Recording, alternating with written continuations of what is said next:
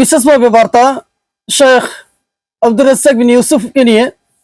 আসলে বাংলাদেশের মধ্যে মানুষ যে এত অজ্ঞ এবং মূর্খ রয়েছে যেটা কল্পনার বাইরে।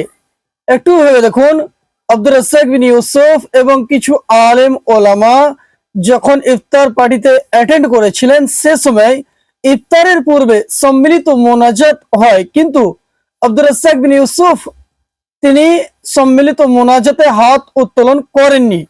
তার কারণ আব্দুর রাজ্জাক বিন ইউসুফ হাফেজাহুল্লাহ তিনি এটা ভালোভাবে জানেন এই তরিকা নবী মুহাম্মদ সাল্লাল্লাহু আলাইহি সাল্লাম থেকে প্রমাণিত না, সাহাবায়ে কেরাম রাদিয়াল্লাহু তাআলা আনহুম থেকে প্রমাণিত না। সে কারণে আব্দুর রাজ্জাক বিন ইউসুফ তিনি সম্মিলিত মোনাজাতে হাত উত্তোলন করেননি।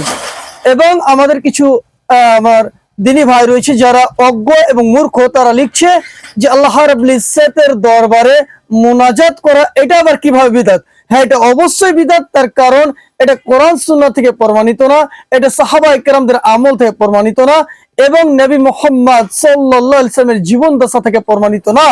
সেই ক্ষেত্রে আব্দুর রাজ্জাক বিন ইউসুফ, বিশেষভাবে আব্দুর রাজ্জাক বিন ইউসুফকে যখন ট্রোল করা হচ্ছে, তো আব্দুর রাজ্জাক বিন ইউসুফ ভালোভাবে জানেন যে ব্যক্তি নবী মুহাম্মদ সাল্লাল্লাহু আলাইহি ওয়াসাল্লামের নামে এমন কোন বার্তা পেশ করলো যেটা নবী মুহাম্মদ সাল্লাল্লাহু আলাইহি ওয়াসাল্লাম বলেননি, যে সাহাবায়ে কেরাম আমল করেননি, সেটা ফাহুয়া রাদ।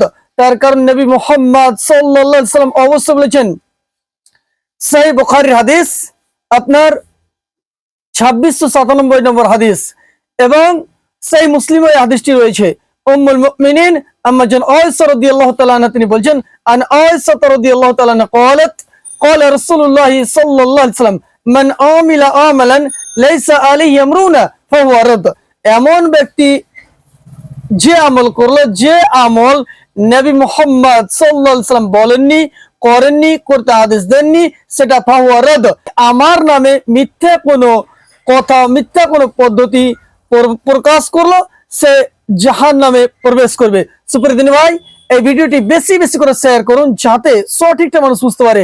তার কারণ নবী মুহাম্মদ সাল্লাল্লাহু আলাইহি ওয়াসাল্লাম হচ্ছেন আমাদের জন্য আদর্শ, আমাদের জন্য নমুনা, এবং আমরা সর্বক্ষেত্রে বিশেষভাবে আহলে সুন্নাহ ওয়াল জামাতের মধ্যে আহলুল হাদিসের যেটা স্লোগান কোরআন এবং সহিহ সুন্নাহ অনুযায়ী নিজের জীবনটাকে অতিবাহিত করা।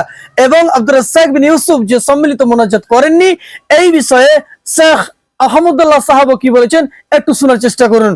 আদত বন্দিগির ধরন কোরআন হাদিসে যেভাবে আসছে সেভাবে আমাদেরকে করতে হবে। ইফতারের আগে সাহাবায়ে কেরাম তারাও তো ইফতার করেছেন, তারা কি এভাবে আমাদের মতো কয়েকজনকে সাথে নিয়ে ইফতার দোয়া করেছেন এবং কোনো বর্ণনা পাওয়া যায় কিনা? উত্তর হলো না। অতএব ইফতার আগে দোয়াটা যার যার মতো হবে। হ্যাঁ, বিশেষ কোনো ইস্যুকে সামনে নিয়ে যে সবাই একই বিপদে আক্রান্ত অথবা একটা ইস্যুতে সবাই বিপর্যস্ত, সেই জায়গাতে আপনার একজনের সাথে সবাই দোয়া মিলে যেতে পারে বা একত্র দোয়া হতে পারে, কিন্তু এটাকে ট্র্যাডিশন বানিয়ে ফেলানো ঠিক নয়। যেমনটি আমরা